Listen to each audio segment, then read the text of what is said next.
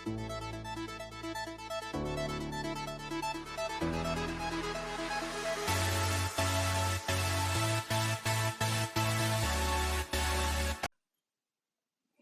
दोस्तों, कैसे हैं आप सब। उम्मीद करता हूं आप सब अच्छे होंगे। आपका स्वागत है आपके अपने YouTube चैनल सक्सेस मंत्रा में। दोस्तों, जैसा कि हमने पिछले वीडियो में देखा कि आपको लैंग्वेज सब्जेक्ट में से कौन सा सब्जेक्ट चूज करना है अपने RRB एग्जाम में। उम्मीद करता हूं कि ये वीडियो आप लोगों के लिए हेल्पफुल रहा होगा। आप लोगों को इस वीडियो से ये क्लियर हो गया होगा कि आपको हिंदी की प्रिपरेशन करनी है या इंग्लिश की प्रिपरेशन करनी है अपने RRB एग्जाम के लिए।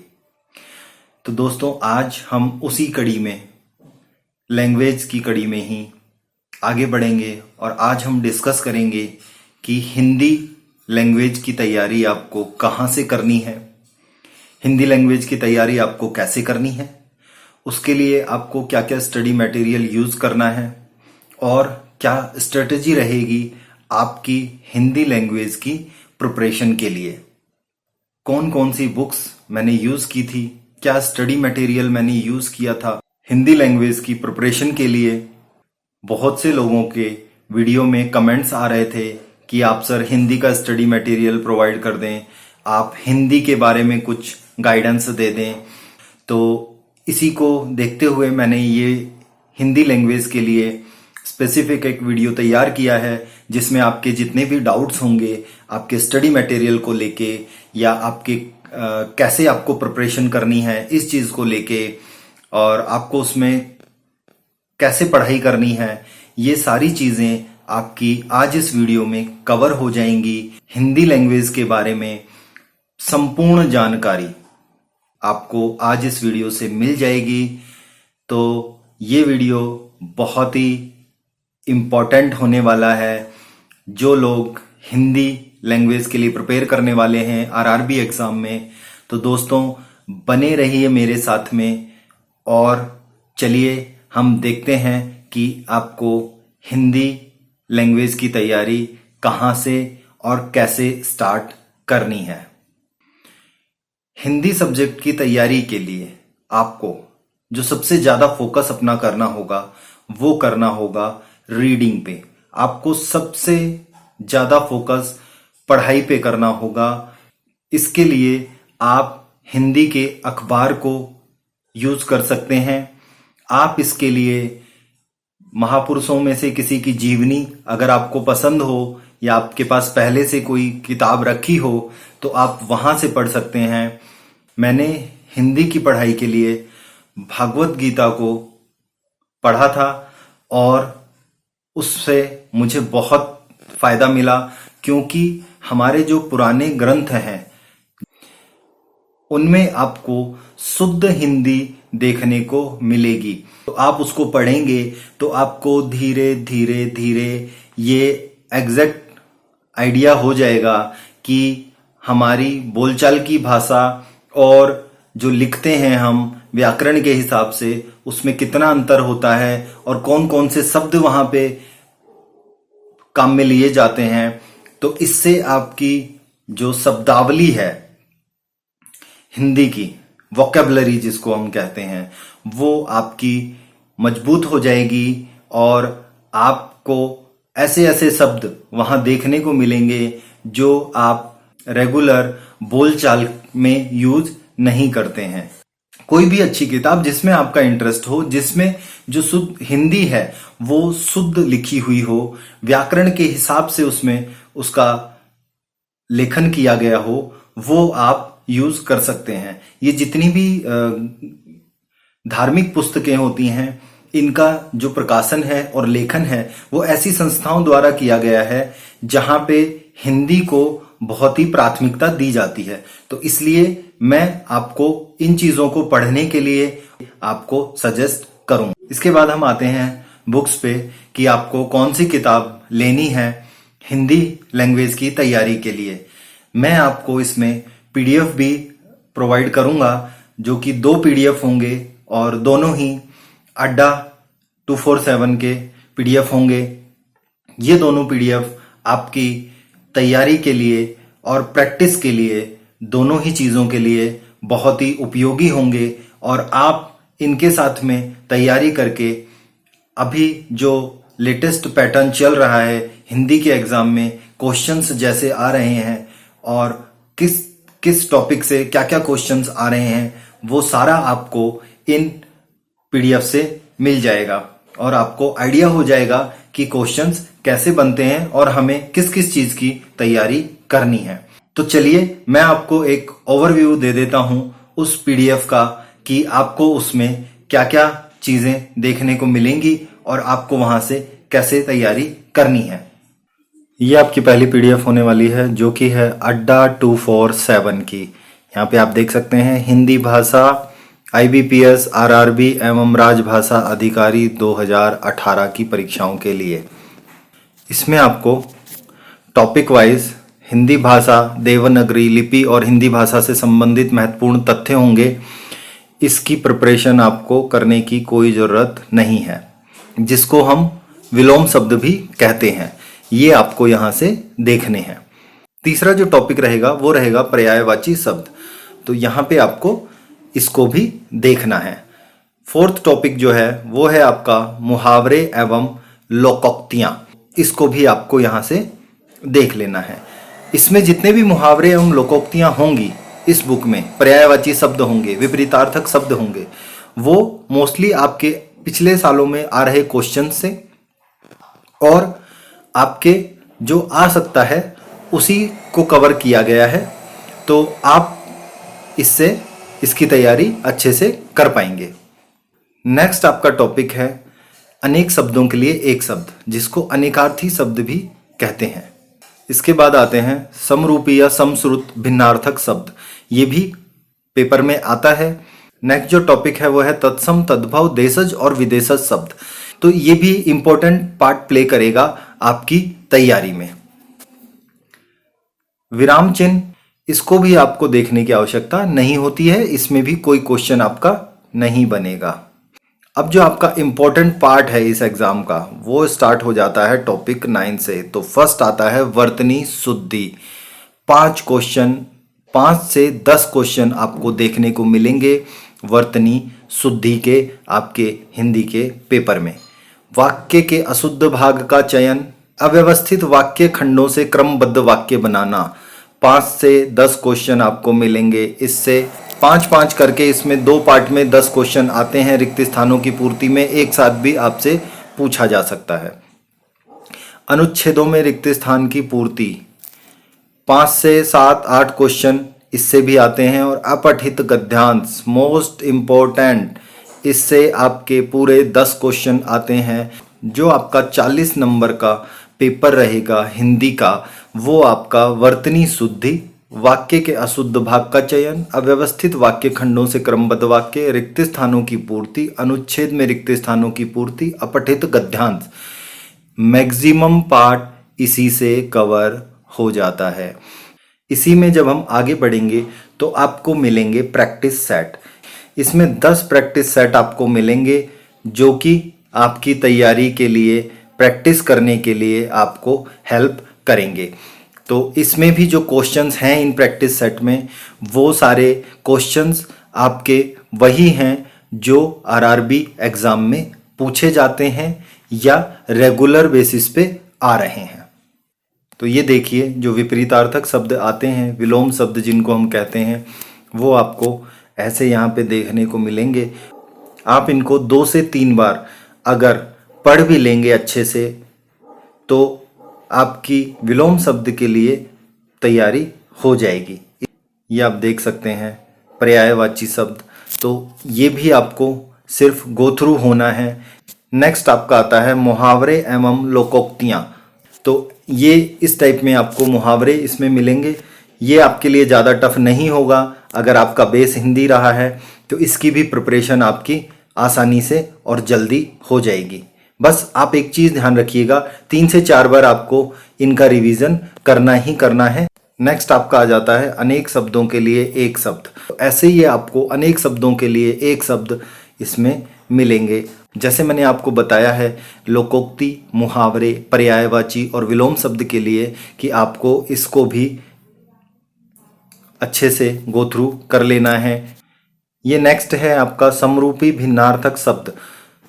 तो ये ऐसे जो शब्द हैं वो यहाँ पे दिए हुए हैं, तो आप इनको भी गो थ्रू कर लें। इसका कोई ऐसा क्वेश्चन आपको पेपर में नहीं देखने को मिलेगा। तत्सम, तद्भव, देशज और विदेशज शब्द, इसको आपको सिर्फ गो थ्रू करना है ताकि आपकी वोकेबलरी थोड़ी सी अच्छी हो जाएगी हिंदी की तैयारी के लिए। अब आपका स्टार्ट हो जाता है वर्तनी शुद्धि। इसमें से आपको 5 से 7 क्वेश्चन मिलते हैं जिसमें आपको अशुद्ध शब्द सेलेक्ट करके बताना होता है।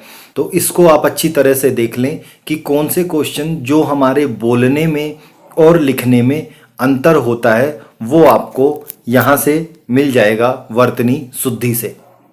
अब जो भी टॉपिक आपके चल रहे हैं 9th से वर्तनी अशुद्धि से, ये सारे ही आपके पेपर में आते हैं। इसमें से कुछ भी ऐसा नहीं है जो पेपर में ना आता हो। क्वेश्चन का पैटर्न ऐसे ही रहेगा, आपको पार्ट में मिलेगा क्वेश्चन, उसके सेंटेंस हो सकता है इंक्रीज कर दें। सिर्फ यही एक चीज़ है जो इसमें डिफ़िकल्टी लेवल में इंक्रीज हो जाएगा। तो ये भी आपको वाक्य के शुद्ध भाग का चयन आप देख सकते हैं। इसमें जो आपको उत्तर दिए हुए हैं वहाँ पे आपको बताया भी गया है कि यहाँ रोचक पूर्ण के स्थान पर केवल रोचक होगा, यहाँ स्वयं शब्द अनावश्यक है। तो इससे आपको तैयारी करने में एक सपोर्ट मिलेगा कि आपको कहाँ पे किस स्थान पर किस शब्द को उपयोग में लाना है, किस शब्द को वहाँ पे यूज करना है। नेक्स्ट जो टॉपिक रहेगा हमारा वो रहेगा अव्यवस्थित वाक्य खंडों से क्रमबद्ध वाक्य।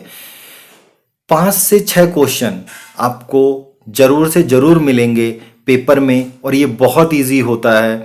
इसकी मैंने बहुत अच्छे से प्रैक्टिस की थी और इसमें गलती होने के चांसेस भी आपके बहुत कम होते हैं अगर आपने अच्छे से तैयारी इसकी की है। तो ये देखिए, इसमें से जो क्वेश्चंस बनेंगे वो आपके इस तरीके से बनेंगे। आपको यहाँ पे ये ऐसे वाक्य दे दिए, 5 कथन दे दिए गए हैं और आपसे इनमें से ऐसे क्वेश्चन पूछे जा सकते हैं। परिच्छेद का अंतिम वाक्य कौन सा होगा? जो आप इन वाक्यों को, जो कथन दिए हुए हैं, इनको मिला के जो एक सुसंगत परिच्छेद बनाएंगे उसमें से आपका अंतिम वाक्य कौन सा होगा, परिच्छेद का पहला वाक्य कौन सा होगा, परिच्छेद का चौथा वाक्य कौन सा होगा। तो ये आपसे क्वेश्चंस में पूछा जा सकता है। इसकी तैयारी के लिए आप एक चीज़ ध्यान रखना कि जैसे ही आप इन सब वाक्यों को पढ़ेंगे, कथनों को पढ़ेंगे, तो उसके बाद में आप ये नोटिंग अपनी वहाँ पे बना लेना कि पहले पे डी आ रहा है, फिर सी आ रहा है, फिर ए आ रहा है, फिर बी आ रहा है। और जब आप इसको दोबारा इस क्रम में पढ़ेंगे तो आपको ये पता चल जाएगा कि ये जो आपने क्रम बनाया है ये उचित है या आपको कहीं कोई गड़बड़ लग रही है। यदि आपको वहाँ पे लगता है कि ये गड़बड़ है, डी पहला ठीक है, दूसरा बी ठीक है, लेकिन तीसरा सी फिट नहीं हो रहा है, तो आप उसकी जगह ए रख के देखें, फिर आप उसको सी रख के देखें और बीच में ई रख के देखें। तो ऐसे आप जब इसको साथ की साथ में करेंगे तो ये आपके लिए ईजी हो जाएगा। क्योंकि अगर आप वहाँ पे नोट नहीं करेंगे अपने पेपर पे तो ये आपको बहुत कंफ्यूजन क्रिएट कर देता है। ये आपको इस टॉपिक को तैयार करने के लिए बहुत मदद करेगा और ये टॉपिक आपका बहुत इजी हो जाएगा, बहुत आसान हो जाएगा। नेक्स्ट टॉपिक आप देख रहे हैं रिक्त स्थानों की पूर्ति। इसमें आपको ऐसे एक वाक्य दिया जाएगा, उसमें आपको रिक्त स्थान मिलेगा। उस रिक्त स्थान में आपको नीचे दिए हुए शब्दों में से ऐसा शब्द चुनना होगा जो कि इस वाक्य को अर्थपूर्ण बना दे, यानी कि वो वाक्य आपका उस शब्द को जोड़ने से पूर्ण हो जाए। नेक्स्ट टॉपिक है आपका अनुच्छेद में रिक्त स्थानों की पूर्ति। इसमें भी आपके 5 से 10 क्वेश्चन आ जाते हैं पेपर में। इसका जो लेवल होता है वो इस टॉपिक का डिफ़िकल्ट होता है, क्योंकि आपको जो नीचे शब्द मिलेंगे रिक्त स्थानों में पूर्ति करने के लिए, 4 में से 2 शब्द ऐसे मिलेंगे जो कि आपको लगेगा कि ये दोनों ही शब्द यहाँ पे आ सकते हैं। तो इसकी तैयारी आपको रीडिंग के साथ में आपकी अच्छी तैयारी होगी और यहाँ पे जो प्रैक्टिस सेट दिए होंगे, यहाँ पे जो क्वेश्चंस दिए होंगे, उनकी जब आप तैयारी करेंगे तो आपको इसका आइडिया और अच्छे से आएगा। यहाँ पे आप देख सकते हैं कैसा इसमें बन रहा है। ये 5 रिक्त स्थानों का बनाया है। इसको सबसे पहला जो काम ऐसे क्वेश्चन में करना है वो यही करना है कि आपको जो ऑप्शन कहीं भी इसमें सेट नहीं होंगे उनको तुरंत वहां से हटा देना है।